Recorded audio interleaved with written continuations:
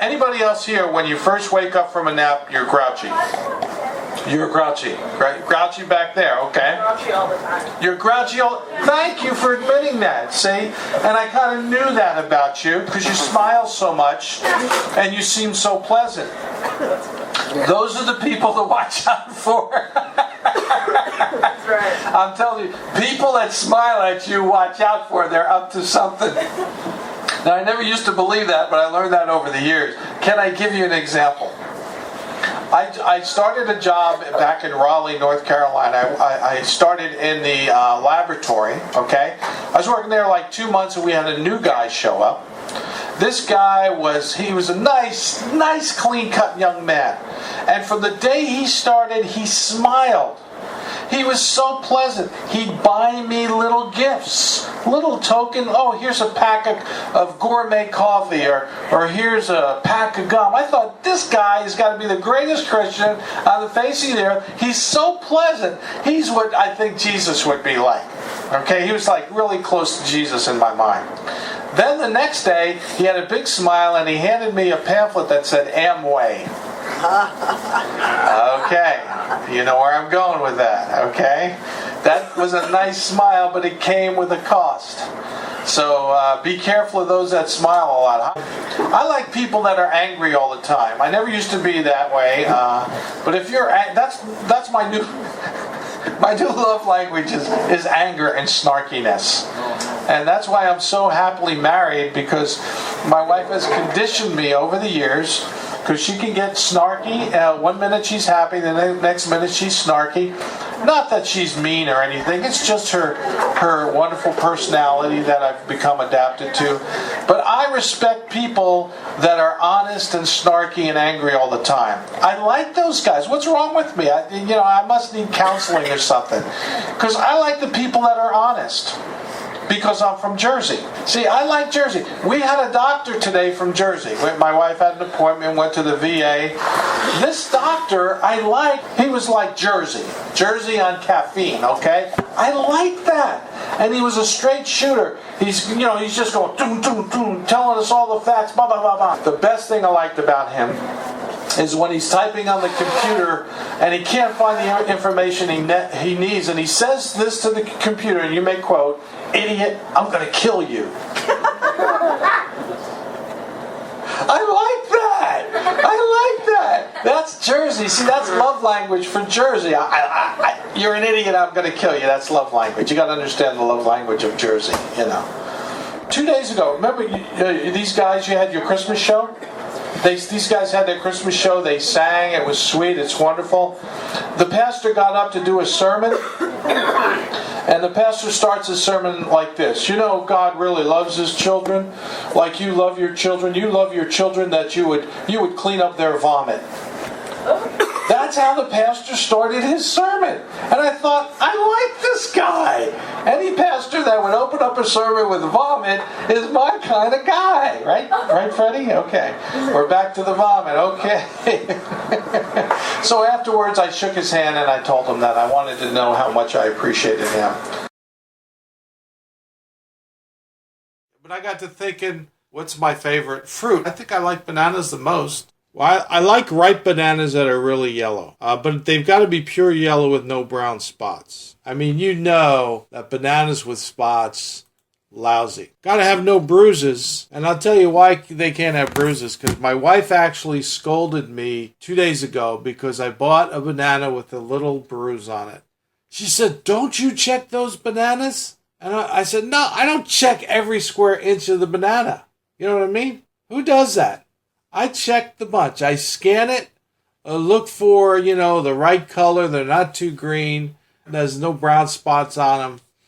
So she scolded me because there's one little bruise, and I opened the skin, and there was just a little nick on it. So I got scolded, and now I'm paranoid about that. Now it takes me like 20 minutes to buy bananas at the grocery store because I got to check. You got to lift the banana out from the bunch. It's kind of like a doctor doing an examination. You got to check it 360, make sure there's no spots on it, or Mary Lou will scold me. I'll bring a monkey. We'll have a monkey inspector. Because they don't, but the monkeys know bananas, right? The other thing that bothers me about bananas, and it's really not the banana itself, it's what somebody said about a banana, changed my life, actually screwed up my life forever, okay? You sure you want to hear this? Because you'll never be the same after I tell you this. All right. Grab one of your bananas, I'll show it to you. Now, which end do you open that banana from? From that side. So do I. And you're from Florida, right? You're from the tropics. You should know. But according to this person, that's the wrong end to open it. Because the monkeys, when they open a banana, they open it from the other end. That was what he was saying. He was saying the monkeys are smarter than us. They know the right way to open up a banana. And you know what? I don't believe that's true. I don't think the monkey's smarter than me. Not only that, when you open it like that, you get all this stuff under your thumb. You get that brown junk underneath your thumbnail, and you can't get it out all day. Now, that doesn't bother the monkeys because, after all, they're used to picking lice out of each other, right? So I really don't think that's the standard. So now the only problem with opening it from that end, is if it's not ripe. If you go to break the top, it'll actually break along the top seams, and it'll semi-liquefy that banana, and it'll start to come out. It'll lose. That's the risk you take in breaking it in the top. Sometimes you got to go for it, brother. Live dangerously. Open the banana on the top. It's important that we exercise our gifts and that we encourage our young people to exercise their gift. We were driving back to pick up Mary Lou, and Charlie was doing a riff that just floored me. And so I thought he would do that for you guys. Basically, Charlie, I want you to tell them about Coke, Pepsi, and shrimp. No shrimp. No shrimp, just Coke and Pepsi? Okay. I just thought of all these things about the Coke and stuff, and I told Grandpa my first favorite soda is Coke, my second favorite soda is Coke Vanilla, my third favorite soda is Diet Coke, my fourth favorite Coke is lemon, my fifth favorite Coke is lime, my sixth favorite Coke is Diet Coke caffeine free. My seventh favorite Coke is cherry. My ninth favorite Coke is Coke Life. And my 10th favorite Coke is Mexican Coke because Bill showed me Mexican Coke one time. And So you like Coke? yeah, I like Coke. And Pepsi. I took Pepsi. Go ahead, do Pepsi. Well, Grandma likes Pepsi, so the regular Pepsi, the Diet Pepsi, Diet Caffeine Pepsi, Cherry Pepsi, Lemon Pepsi, Lime Pepsi, and Vanilla Pepsi. All right, give me a hand.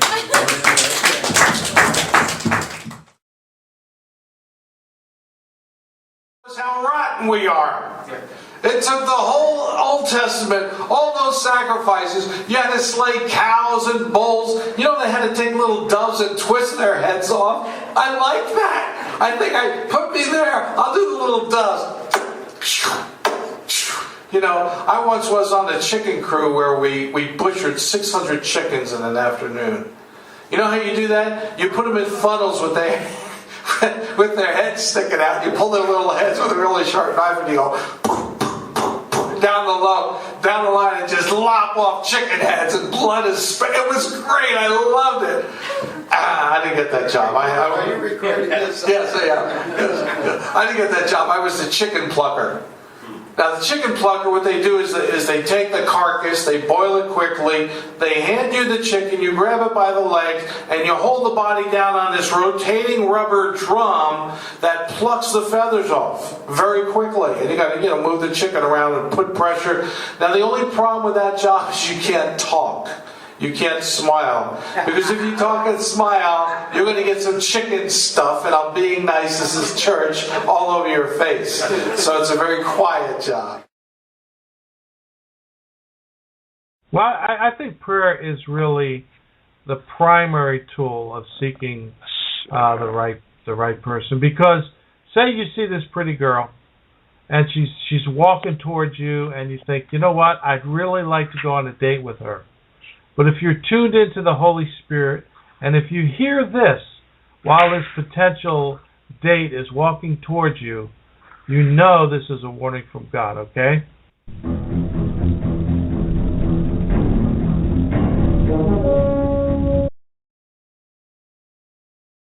I walk in the post office, there's this short Asian woman, probably 40, and she's got a big smile on. Monday morning, big smile. I said to her, thank you so much for smiling. God bless you. And we got to talking, and then suddenly, out of the blue, we're having a nice, pleasant Monday morning conversation. She says, oh, they found a dead body in the river in Harrisburg. I said, what? She said, oh, they found a dead body in the river in Harrisburg. I said, well, was it anybody you knew? And then I said, well, is it anybody you wish was dead and in the river?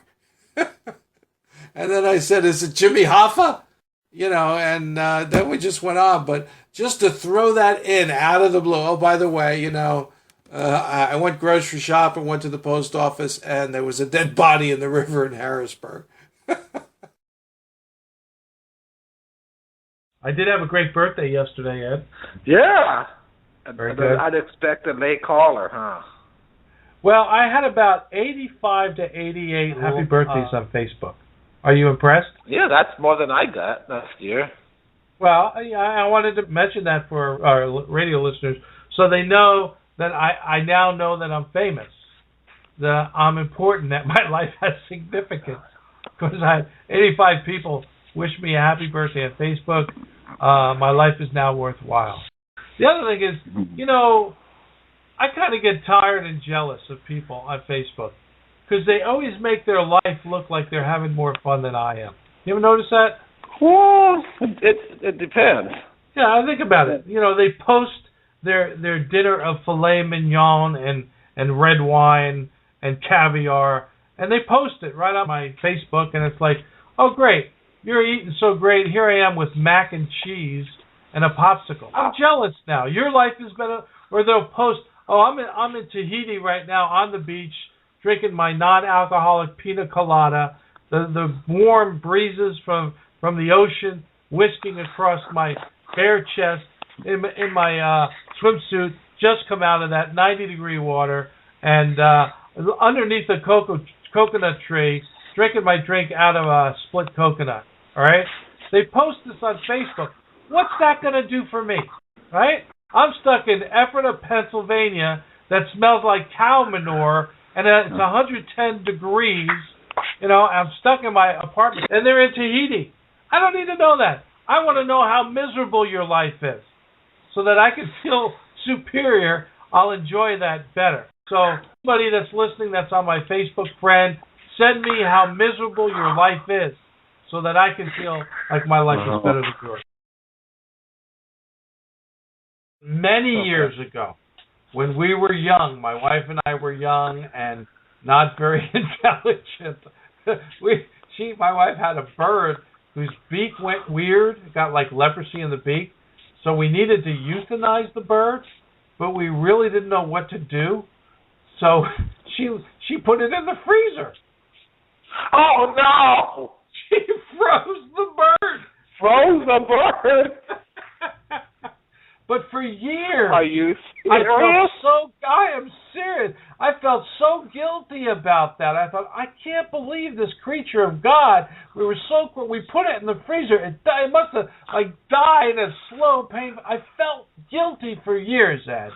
Then recently, I was listening to a radio show. They were talking about euthanizing your pets, and they said with birds you can put them in the freezer to euthanize them. They said that on the radio. I heard it. Ever since then, I've been guilt-free. I am 60 years old. I am going to have fun in life. I don't have long to live. So the rest of my life, whatever it is I do, I'm going to have fun. Okay? Wherever I go, I don't care what. It could be a funeral. If I go to a funeral, I'm going to find some way to have fun. Okay? Oh, yes. I'll make shadow figures behind the casket or something, or I'll do ventriloquism voice throwing from the coffin. Let me out! Let me out! Let me out! Now that would be funny. It's dark in here. I can't breathe. I think we ought to put the fun back into funeral. You know what I mean? I actually saw a Facebook picture of Helen Keller. She had her arms around like a bulldog, and it said, "Here's Helen Keller with her faithful kitty."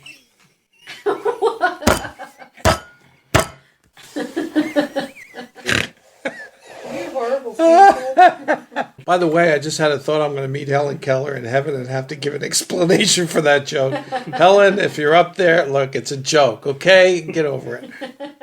I hope she's up. She'll be at the gate waiting for me. All right, come on. I can see you now. Good laugh, funny boy. Helen, it's a joke, okay? That's 2 points you got against me. But I have never met one woman on the face of the earth that is satisfied with how she looks. The honest truth with us guys, truth be known, is we really love ourselves. I got this big gut, but I still think I'm wonderful. You know, I still think I'm handsome and in my 20s. Now, I'm not on either count, but guys just like, yeah, I got a big gut, so what? I'm still a stud. You know what I mean? We have an unrealistic view of what we are. So you cannot even insinuate in the littlest molecular way of women and fatness. They will eat you up. I mean, if there's 1,000 women in an audience and you point to one and say you're looking a little chunky today, suddenly those 1,000 women will bond together like one big, gigantic tiger, pounce on you and rip your flesh apart. Because when you pick out one of them and tell them fat, every one of those women in their head hears, he's calling me fat. Isn't that true? But I'd have a thought to do something and I'd neglect to do it. And then moments later, my wife would come up to me and say, hey, how about you do this? And I kicked myself in the head because I knew it was the Holy Spirit. And because I missed it, the Holy Spirit had to tell my wife, and then she told me. So when I die, her gravestone's going to say, I told you so. Mine's going to say, yes, dear. Okay? When we buried next to each other. And she's gonna have on the bottom of her little stone there, it says, I'm with stupid, pointing this way. I really like that idea. You know, they need to come up with new superheroes, you know, like instead of Superman, how about Supperman? You know? Supper. Yeah, it's never late for a dinner. Or instead of the Flash, how about the Flush? Don Peters in the nursing home, the inaction figure. He sits there. He waits.